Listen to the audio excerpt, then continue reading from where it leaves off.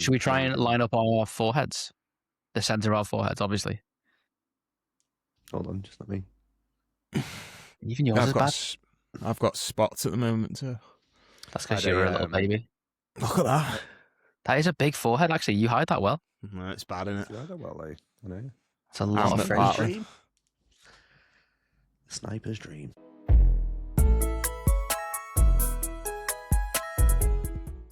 Welcome to episode 3 of Casual Mode. Here with Ethan. Hi, Ethan. Hi guys, how are we doing tonight? Good, mate. How are you? You okay? Got the vape in hand. Good, what yeah. flavour of vape have you got? So it's it's fresh mint masking as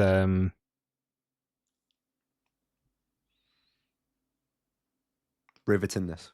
blackberry raspberry. Blackberry and raspberry. Nice. Yeah. Carl, have you ever vaped? Nope. Nope. Ever intend to? Don't lie, Karl. Nope. Never vaped. Not once in my life. No, I've never Don't smoked. lie, Karl. Never vaped. Not a Don't smoker. lie about getting kicked out of that booth at EGX because of the amount of elf bars you had in your. Yeah, you had a bandolier of elf bars like Chewbacca walking around EGX. I don't even know what an elf bar is. You got away with it because people thought you were cosplaying. Hey, look at that foddy Chewbacca over there. I reckon you'd do Zins, Carl. That'd be your thing. You'd be like I don't know what these things are. the nicotine pouches that go into your... All the football pundits are doing Zins, aren't they? Are they? Are they a Yeah. popular thing now? Got a lock in. It's like that. Zin is a Rossini behaviour. I think I could see him with a Zin at the halfway line. Aging man. Do you see him with the Him with a pint. Yeah. What was it a pint of as well? It was like a Prava. Prava. Yeah. That was the first thing I Something checked, like Prava. which is embarrassing for me. Why did you go and get some from Tesco after that? No, I wouldn't get it because of him. If anything, Dan, would avoid you, if you saw one of your favourite players drinking a specific type of beer, would it influence you to buy it? Because I'm not too proud to admit that that would influence me. To be fair, like Olivia's dad is a massive Everton fan, and he really likes Erdinger, and he just stopped drinking it completely when they did that I Klopp thought it was the City thing. player. All this and more over the next 30 to 45 minutes. 30 minutes, yeah, I think the only thing I've ever bought being influenced by a footballer is either a shirt or a pair of sunglasses. A John Terry NFT. It wasn't. I never went to the NFT game. Thank God for that. poor John losing a fraction of his wealth. Poor John. Poor Definitely John. paid to promote it. He did. Just racially abused it and then probably paid for it that way. Allegedly. It's all fine. Allegedly. Xbox. Should we talk about that? Anything in particular? The fact that it doesn't really feel like they know what they're doing, and it feels like they might be sunsetting the entire thing. That seems to be the main rumor. First thing on my mind is Sarah Bond's LinkedIn post on the day that it was announced. Sarah Bond obviously had a scheduled LinkedIn post. Kind of Funny Games Daily was going. Sarah Bond must not have known about this because a LinkedIn post is thingy, and a lot of people are saying that. Honestly, a person of her stature, I honestly think that the LinkedIn post could have been scheduled maybe even 2 months out, to be honest. So I don't think for the Microsoft marketing executive there that's sweating bullets, knowing that she or whoever should have cancelled the LinkedIn post going out. Sleep easy, because it's an easy mistake to make, and I for one don't hold that against anyone. So I just wanted to say that because I've seen a lot of chatter around that, to be honest. For those who don't know, what was the post? It was something relatively benign and like a reaction to something. I could find out. Sarah Bond. LinkedIn. Has Sarah Bond said anything yet? No, I don't think so. There's been a picture of... Oh, no, there wasn't a picture with her. Where is it? LinkedIn. There we go.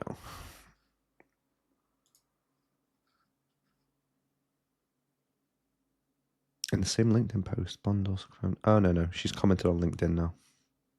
About her leaving. I feel like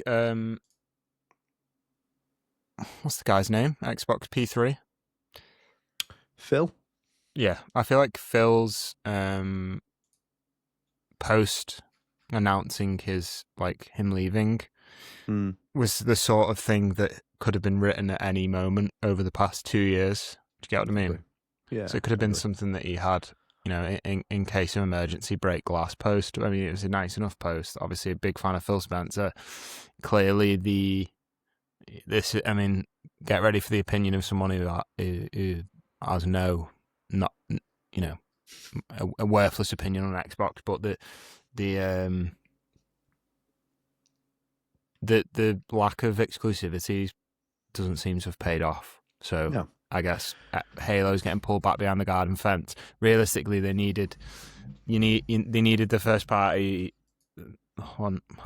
Would you call Bethesda first party? Was it second party or what? Technically, at the moment, it's still third party, but they're still very much a multi-console brand, aren't they? Yeah, you needed those games to be 10 out of 10, and they're like 8 out of 10s. You know what I mean? Indiana Jones was a bit of a hit, I think. But I don't think Indiana Jones looked like a great game, but it's not it's not setting the world on fire. You know what I mean? No, it didn't. It's not melting people's faces off like the Ark of the Covenant. Exactly.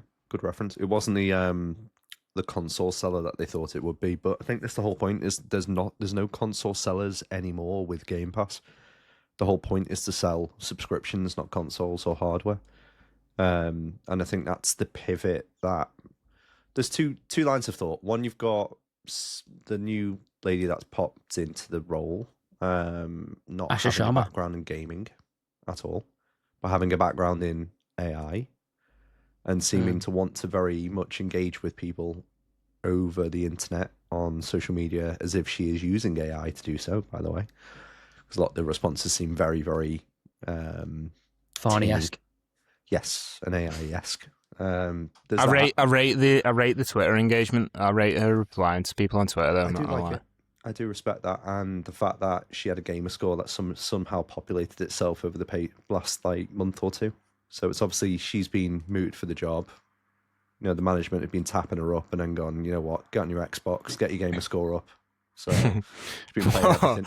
Easy XP. Easy game. I am Mayo on Xbox Live or something like that. Yeah, well, I forgot about that. But yeah, so basically there's that train of thought of, okay, she's been brought in to steady the ship and bring Xbox back to the fans. There's one. That's the utopia for Xbox fans and for gaming fans in general.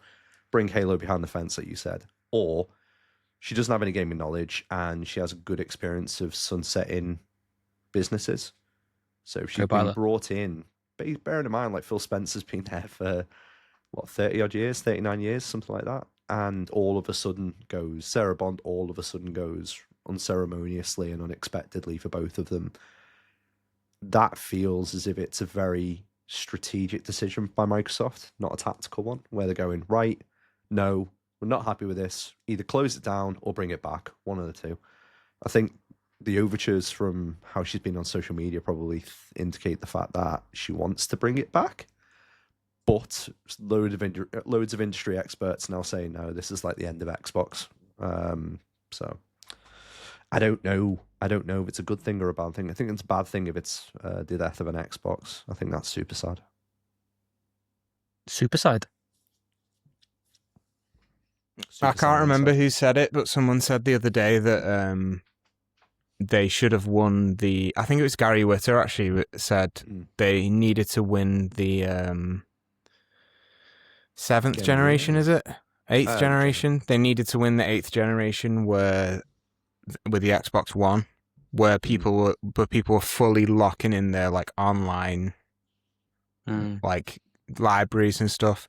They fucked it with that, and then they've kind of been playing catch up ever since. But how do they fuck it? Do you reckon just underwhelming games? Well, the launch of the Xbox One was non-committal online thing, wasn't it? And then they had shitty wording around it at the time, and then I just think the PS4 the PS4 exclusives were hitters, weren't they, at the time? But yeah, I think realistically, I feel like an Xbox console now is a really good value proposition to get an Xbox One S or Xbox Series S, Xbox Series S, Game Pass, so many games, like a really good value. But why'd you buy a console? You want, like, you know, you think of a Game Boy with Tetris next to it, or you think of an N64 with Super Mario 64 next to it, or you think of a PS4 with God of War next to it, or you think of a PS3 with Little Big Planet. Or Yeah, but there's more to it than that though. You're paying probably half the price of a PC, which Microphone. would have to run. Sorry, you'd have to. You pay £500 it's like for a Pavlov's console, dog. but you pay £1,000 for a PC. So it does also lower the barrier of entry to playing these games at 4K on your telly. It's the bearing in mind, like, Sarah Bond was allegedly the creator and genius behind the "This is an Xbox" campaign, where it's like a mobile phone. This is an Xbox. It's a fridge. Like, literally that kind of mantra was obviously what sizzled through her brain. I know, sizzled through her brain, and like that's ultimately what has killed off the concept of the Xbox Series X and Xbox Series S, because that's a good idea, though. Like, realistically, based on what is it, Asher Sharma? Based on what this new mission statement is, they're gonna go back to console. But surely, if like what you're saying about winding down is true, then it is gonna be this is an Xbox in 5 years' time, where you've got the Xbox Game Pass app on a Samsung TV. You know what I mean? So either way, it might be end up going that way anyway. So I think that this is an Xbox thing. Obviously, if you're an Xbox gamer with your Duke controller in your hand, you might be clasping it a little tightly watching that advert, but it's not a bad, like, that was what they were trying to do, wasn't it? That's what Phil Spencer's going on about. It might even be that, look, the big wigs at Microsoft have gone, actually, we wanted to accelerate that a couple of years ago, and it's taken them this long to get to the point of finally starting to achieve it, and they're still not happy with that rate of change. And they're going, look, you've got all this IP, we don't feel like you handled the Bethesda acquisition very well, you're not getting the games out and the quality of games out, decisions are being made poorly, whereas you got Herman Hulst, who's not exactly the best thing in the world, by the way, especially with the Blue Point stuff, them closing down recently. But you've got these guys pumping out, Game of the Year award winning games pretty much on an annual basis, and building their ecosystem in a way that caters to online play through phones, through portals, through whatever it is, without that kind of, I don't know, like almost like corny Xbox advertising. So I don't know, like, I feel like Sony are handling it, even Nintendo handling it really, really well, even though they're not doing anything like this, they're just keeping on the Switch. But like, Sony are handling it by making it more acceptable for you to have a PlayStation Portal, for more acceptable for you to probably rebuy a new Vita in the next couple of years when they bring one out inevitably, that plays games off the actual console. And that concept of this is a PlayStation, they won't have to market it in that way. It will just be the case that you will play PlayStation games on whatever platform or peripheral that you want to play them on. Whereas I think the Xbox marketing has damaged the brand, and the adoption of Game Pass has probably suffered because of that. And they suffered because of the way that they've misstepped with the different studios and the quality of games out of them. It's interesting. What was Blue Point working on? Does anyone know? No, nobody knows. But I mean, look, stupid that they weren't given something like the Bloodborne remake that everyone had wanted. They just done Demon's Souls. Well, I say just done. What is the reasoning with that? Like, why is that not a thing? The thing you never know from studio closures, especially when it's part of a big conglomerate, is where the people move to, because that's the most important part. It's not the IP that they were working on, because they were essentially a software house that was rebuilding old games, and they were very good at it. But if those key people haven't moved anywhere and just been made redundant as part of that, then that's an issue. If they've moved to other businesses or other dev teams or other projects, then it's not necessarily a terrible thing. A name's died. it doesn't necessarily mean that the actual people or the key people have gone. If that makes sense, there'll be a shitload of people that have gone, by the way, and that was part of the comments online, is that it's Sony closing another studio, people losing jobs in that space again. But I don't think that's going to be the last news similar to that this year of studios closing down, especially with the type of stuff that Karl works on. You know, bloody Anthropic are releasing new news every week that pretty much kills an industry. So I think by the end of the year, you know, if there's not another 2 or 3 casualties of that, I don't know, you know. But the key people anyway, I think probably from Blueprint have moved to other areas. I'd need to go and do a bit of digging to see whether or not that's the case, but that's my gut feel. Why is Bloodborne not nearly coming up on 10 years since Bloodborne came out on PS4? Why is Bloodborne not been remade? It has to be a thing with FromSoft or Miyazaki, like what's the reasoning? Do you know what I mean? People are clamoring for it. Yeah, they are. I think it's like, why is, I suppose, Wind Waker not being remade? You know, or why haven't we seen, I suppose, more updates of old games? I don't know if the appetite for it is quite as there as what it was maybe 5-10 years ago. Or you want to keep it in the back pocket because you know it'll sell well. That as well. Like Uncharted makes sense, and I think that's probably what you'll see from Naughty Dog in the next couple of years. Is like, it's about right in terms of timing that they start to remake those games. Do you reckon? They're big fans of doing it with The Last of Us, so I don't know if they would do that. I don't know if Naughty Dog would do that. I think it would be a different studio. But the studio's maybe a Bluepoint. Yeah, could have been a Bluepoint, but the studio's massive now in terms of Naughty Dog, and they're quite happy to run, I think, 2 or 3 projects in tandem. And they're kind of proven that with a lot of the work that they've done on The Last of Us and the different remakes there. But I don't know. It's a weird time for games at the moment, because there's not really, other than GTA, there's not really any news about or real excitement for games coming out this year. There's only a couple. I'm excited for Fable. No, Fable. Yeah, true.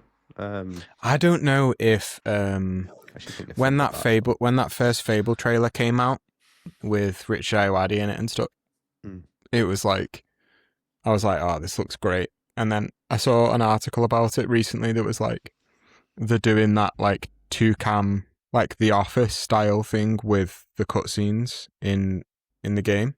You sold me. But I just don't know whether it's going to hit, you know. I don't know. I've just got a feeling it might be a bit too try-hard. Like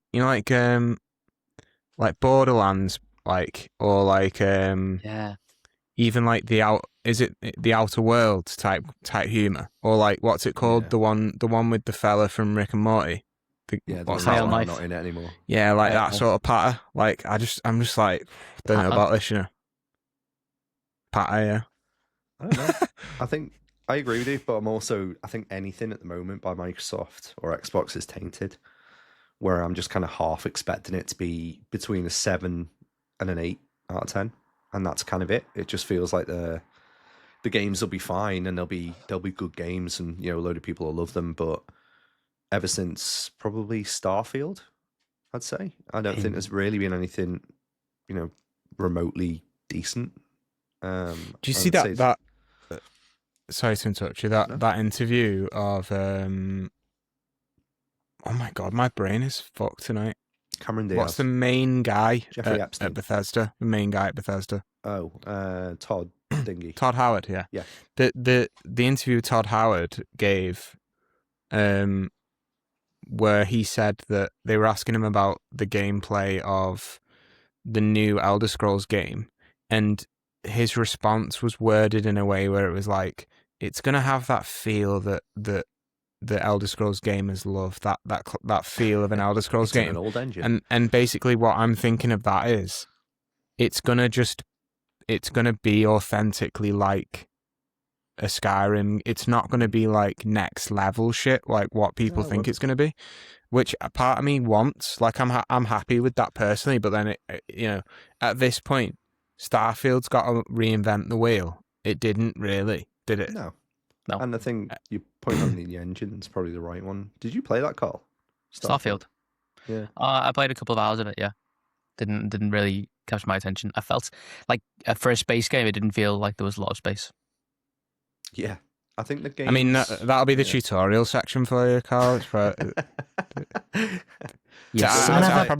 I probably spend 3 hours in the character creator, to be honest. It was quite weird. I didn't think there was a lot of space, and I was in some sort of truck at the start, and then because I was thinking about like games like Freelancer, which you travel from planet to planet.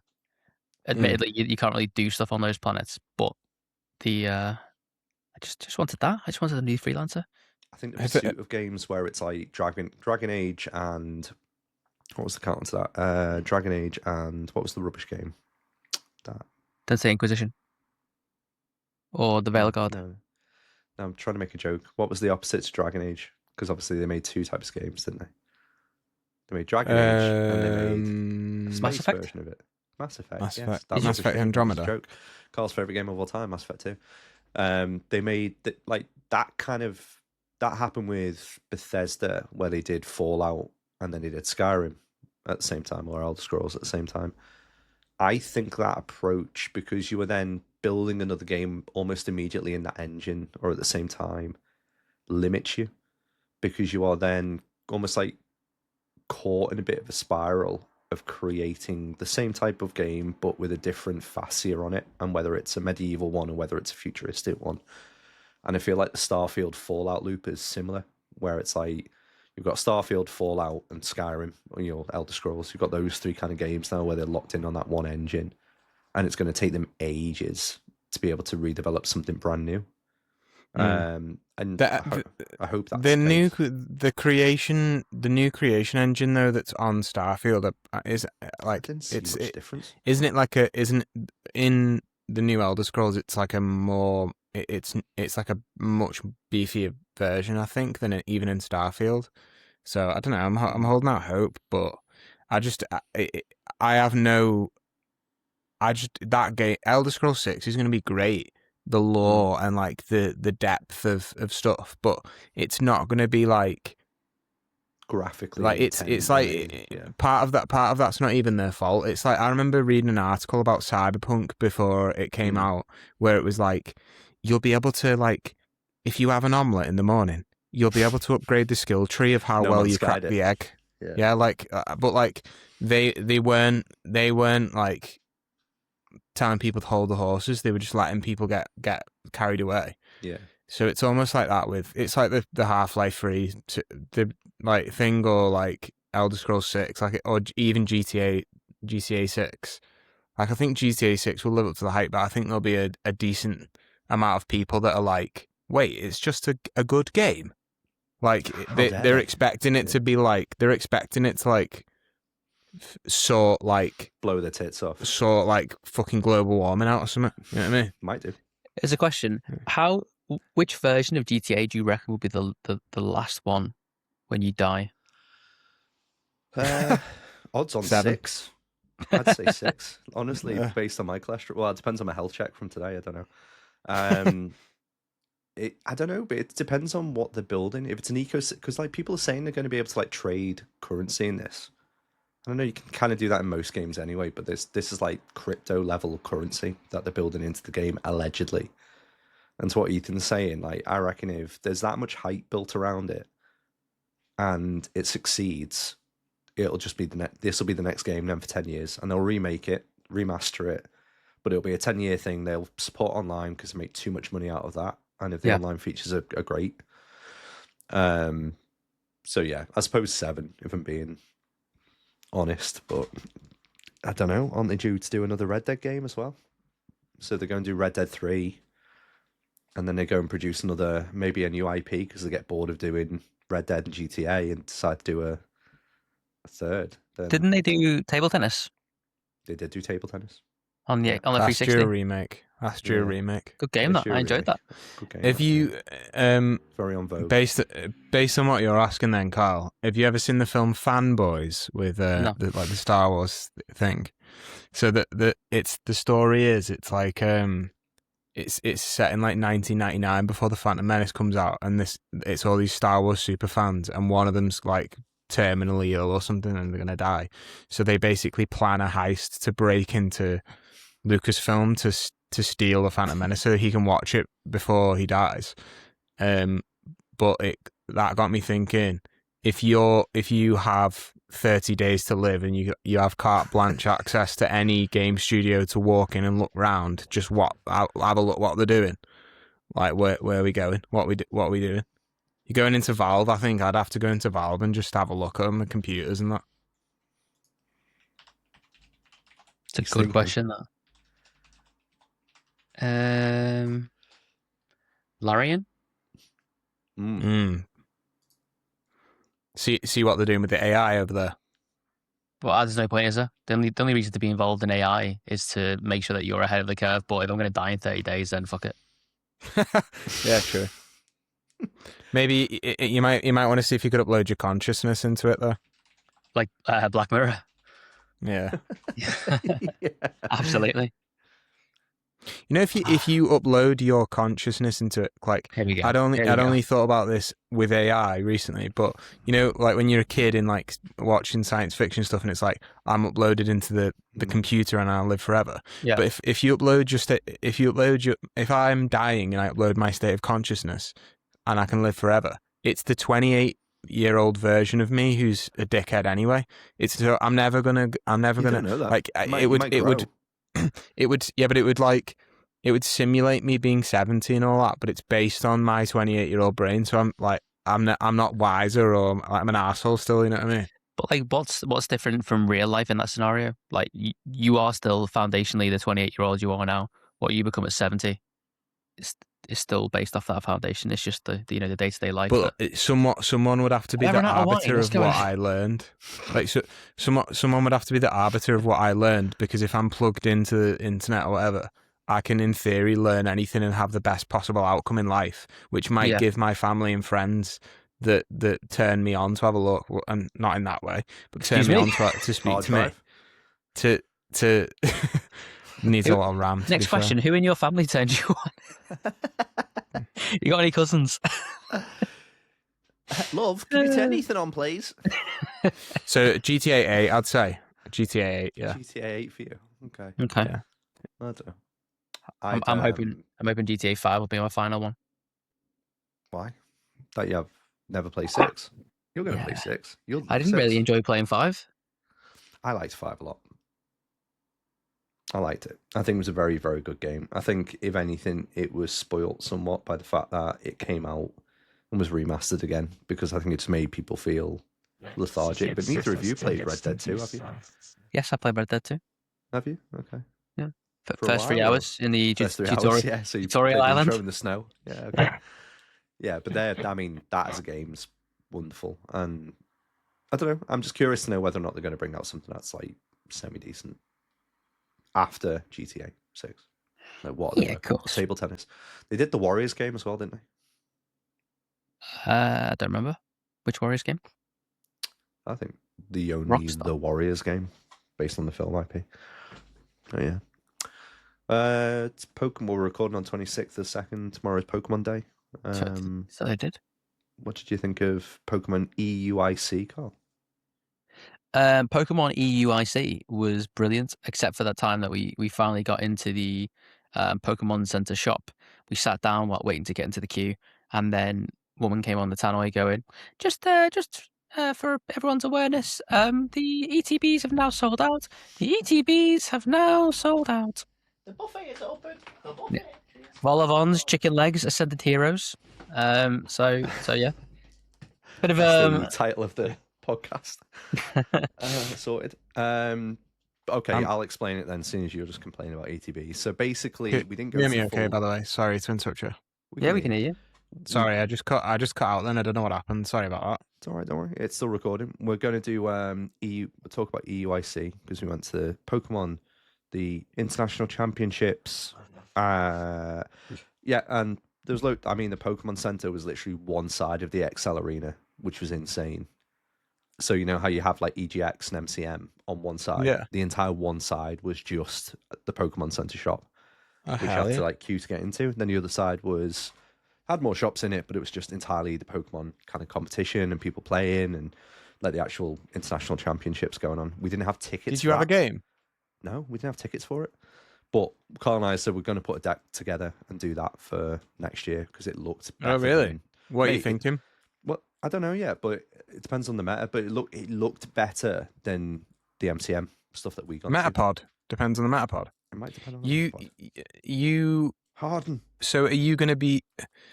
I always think if I was going to go to something like that, I would just make a deck of my favorite Pokemon and just go out in the first round straight away. Because you know what, like what are we here to have fun? You know what I mean? No, I think so. Yeah, to win. It looked amazing on the other side. I don't know what you thought, Carl, but I thought it looked cooler than what we saw. Yeah, and I was playing Pokemon. You got any? Did you take any pictures and videos and that? I did, but it was just mainly of Carl sat down next to like Pokemon characters, looking quite sad because there was no ETPs. How did it feel being at the? How did it feel being back in the XL, back on the sacred ground? It felt fine. Good.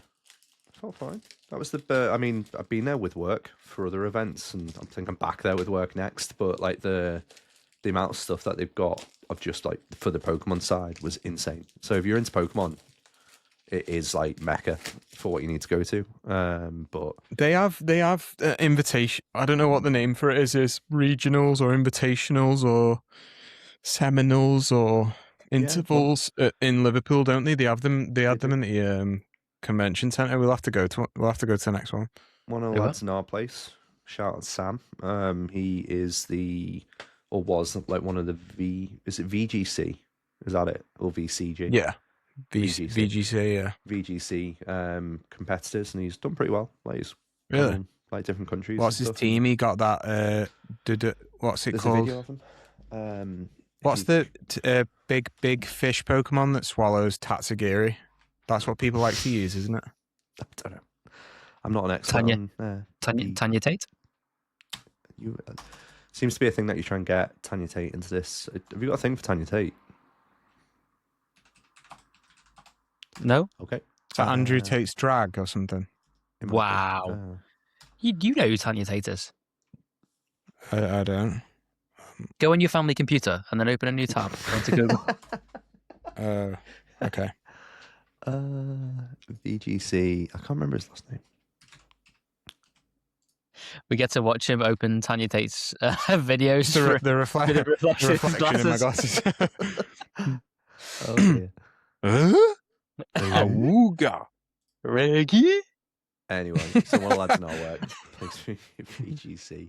One of the lads in our work, his mate is married to Tanya Tate. Fact of the day. Yeah. Well, one of the lads in my work is mates with fucking Junichi Masuda. You know what I mean? Who's that? Oh really? Yeah. Who's that? What's she been in? Well, hasn't she been? That's not even a funny joke, that mate. That's on the day before the 30th anniversary of Pokemon. You can't be disrespecting that. You are aware that I only buy Pokemon cards because of this guy. If it wasn't for him, I would have more savings. Literally on Whatnot more than like anyone else. You tart. Stop complaining. That's misogynistic. So, any announcements particularly that you think might happen tomorrow? New Gen 10. I saw about potential new Switch games, Waves and another one.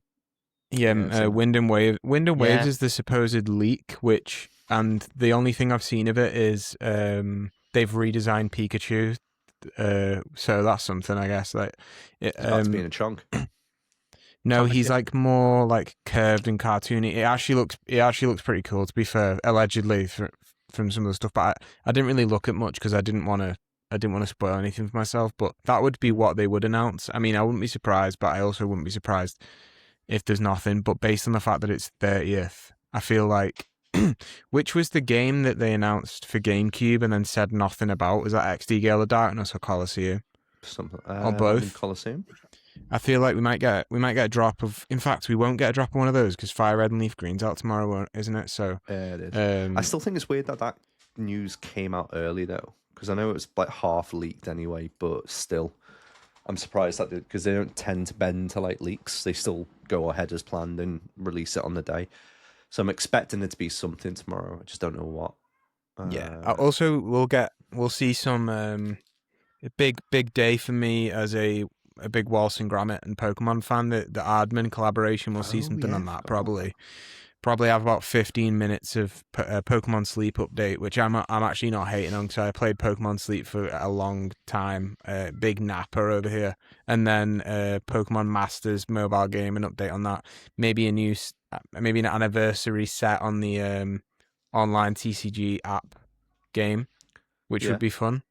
And then maybe 10 to 15 minute slot showing Ken Sugimori artwork from Fire Red and Leaf Green for an easily ported 21-year-old game. I put on Twitter the other day, like they're posting the Ken Sugimori artwork from Fire Red and Leaf Green, quote tweeting and put, they literally just copying pasting 21-year-old artwork, and everyone's lapping it up like a thirsty dog. This is all they've had to do for the past 7 years, and they're finally doing it. So, Pokemon Home integration is coming as well, which is good, I think. That's good. So I'm looking forward to it. And honestly, the £20 fee, or £18, I think it is for us, I would happily pay that just to not have on the NSO Game Boy Advance thing, or any NSO online thing with the retro games. You have the fucking gradient border and your Switch icon in the top left hand corner. I'd pay £20 a game on there to be able to turn that off. Let me turn that off now. Why can't I turn that off? That'll really annoy you. So I'd happily pay £18 to just have black bars at the side rather than a fucking gradient. So I can't wait. Get Pokemon Pokopia, or whatever it's called. Not at launch. I think it doesn't really. It just looks like it looks all right, but Dragon Quest Builders is an amazing game, and that looks more interesting than this. Other than the Pokemon thing, it's like a Pokemon-y, Minecraft-y, Animal Crossing-y game.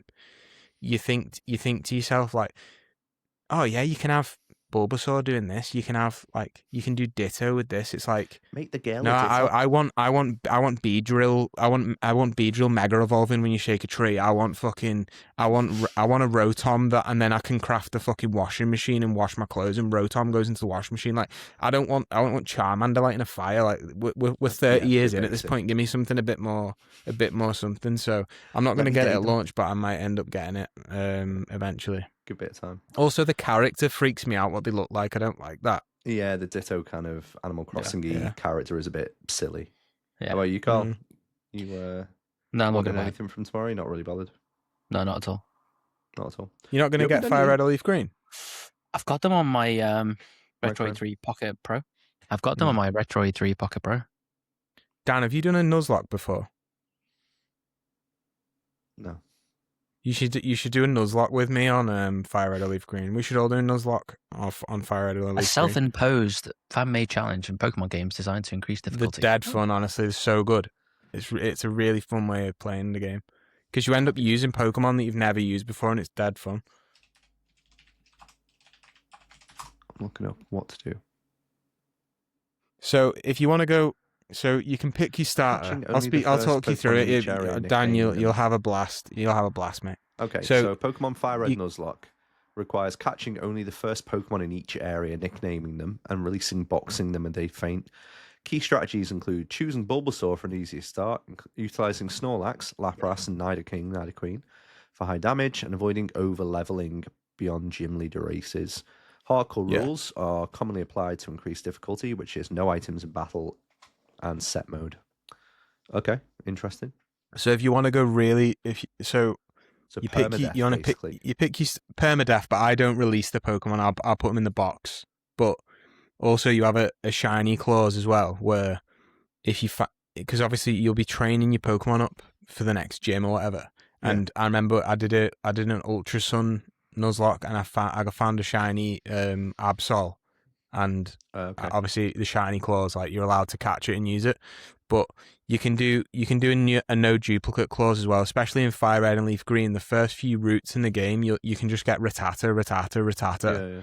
So you can do a duplicate clause where if you get a Pokemon that you've already caught before, you can have another encounter until you get one that you've never used before. But it's so fun, and it makes the game more challenging as well, but there's some trainers in there's definitely, because I've done red, yellow, blue. I've never done fire red, leaf green before, but there's some trainers in those routes that just fucking kill your entire team. And you like an average trainer that you think you can just kind of like, every battle's like more intense, but I would recommend it. It's good fun. Cool. Might have to try and give that a go. That sounds like an out. We're playing, still playing Pokemon Let's Go. Jesse is, and what we've got is the. Oh yeah, how are you getting on? Oh, amazing! Like he's having such a ball. Like most of his Pokemon, because he's taken them out of a weekend in the Pokeball, are like level 30. So but it's the little team he's got. So he's got Wartortle, Elite. We've got Pikachu, because obviously Let's Go Pikachu. Elite. But that Pikachu's like level 30 as well. So he's got that. Then he's got a Ivysaur. So Pikachu, Wartortle, Ivysaur, Charmeleon. So he's got the 4 kind of key guys. He's got a Psyduck. The Ash Ketchum team so far. Yeah, he's got the Ash Ketchum with the Psyduck as well, which is obviously a banger. Nice. What was the 6th one? Oh yeah, Clefairy. He likes Clefairy. Oh, nice. Clefable, Elite. Clefable, that's a killer. That's a killer for your Nuzlocke, folks. If you're out there listening, you want an Elite strategy. But he's so happy with the Pokeball because he just shakes it. Yeah, and you can hear the little tune. That would be so. It's a lot to ask for, really. It's a lot for me to ask for a multi-million-dollar company with one of the most successful IPs, the most successful brand IP of all time, to ask them to make only a small peripheral that I paid 50 fucking quid for to make it compatible with the game coming out tomorrow. But how nice would that be if I can, because it's actually class playing it with one hand, like, you know what I mean? Because then the other hand's free to do whatever you want with it. What are you doing at the same time? I'm on Cerebi. I'm on Cerebi looking at the routes so that I know, because this is another, and I'm aware how much I'm talking on this podcast, and I apologize for ranting, but this is another great strategy. There's a route in which you can get Growlithe in red and green and red and blue, and I think this is in fire red, leaf green. But when you use a repel, it only repels Pokemon up to the level of the Pokemon so if you've got a level 19 Pokemon at the top of your party and there's level 20 Pokemon available on that route, it won't repel that level 20 Pokemon. So there's a route in which you can get Growlithe, and Growlithe's average level is higher than every other Pokemon in the route. So if you use the repel, you can guarantee and get yourself a Growlithe as well. So that it's like it's like a fun way to experience a game that you might have already played before. Sounds like the most autistic way to play the game, which is, I appreciate. Exactly. Spreadsheets galore. I have a full spreadsheet with all my I respect Pokemon and everything. Yeah. Karl, have you opened any Ascended Heroes yet? In fact, I know the answer to that. No, I haven't, because you've got all £160 worth of my stuff. I have. Because I'll tell you what the pattern is here, Ethan. I go to the shops, I buy all the cards, I'm there early from 7:30 in the morning. No, it's true. And this is what happened. There's context. There's context. Okay. So the context being, well, yes. So I went once and it was pissing down. So that wasn't a great experience. Dan goes to the office 5 days a week because Dan's a director of 3 companies in his home country. Need to go for another 20 minutes as well, because just cut all that bit I was just talking about then, because it was so. Nuzlocke is what. But yeah, so on a Friday morning, I'm thinking I need to recoup some of my lost sleep because I hate going to the office because I lose 2 hours of my life, whereas Dan loves it because, you know. No, I've got externals coming in tomorrow, so. So you'll be there? I won't. I'll be in bed. You will be, but I'm more committed than you. That's okay. That you're incentivized to be more committed than I am. Yeah, I am. Fair. But anyway, so yeah, waiting outside shops and then frantically like running over to the next shop once I've been in that shop to go and get more Pokemon cards. So Karl walked away with a tidy amount of product. I actually think Ascended Heroes is going to be like the next Evolving Skies. Which is why I'm not going to open it. I bought about 12 ETBs. So I'm not opening any of it. I've opened about 4 or 5 of them now. I'm still only buying stuff that I open from like Waitrose where they've got the tins. Cool, so I buy the tins and they've still got Obsidian Flames and Stellar Crowning, and I open it every time and I'm disappointed every time. Giovanni looking at the Dug Trail. How cool is that? Just ignore the colouring on that reminds me of like 50s spy thing. Like The Incredibles, like credits. Yeah, I know what you mean. Like it reminds me of noir that. kind of. Yeah. Let have a look at this. Feast your eyes on this, folks, so I can get involved in the trading card conversation. I ordered a pack of these off eBay the other day. Go on. And it arrived, but it got delivered to my neighbour, and they've not been in because I was gonna rip it on the podcast. Oh, but nice. this is a vintage pack, a short-lived TCG called Jedi Knights. Look at that Feast Your Eyes on that 90s wireframe Vader pack. Incredible. Yeah. But every single card is like shit CG, late 90s CG artwork. So like, look at this fucking C3PO. Did you rip it or did you keep it sealed? It's at my neighbour's house currently, so he might be enjoying a holographic fucking C3PO card at this rate. But could be. Go back on your share there and look for Tops Andor, because that set's Tops I think Andor just come out or just coming out, and the cards are like the old fashioned like poses from people. They look banging. Tops Andor. Yeah, I'm sure it's Andor.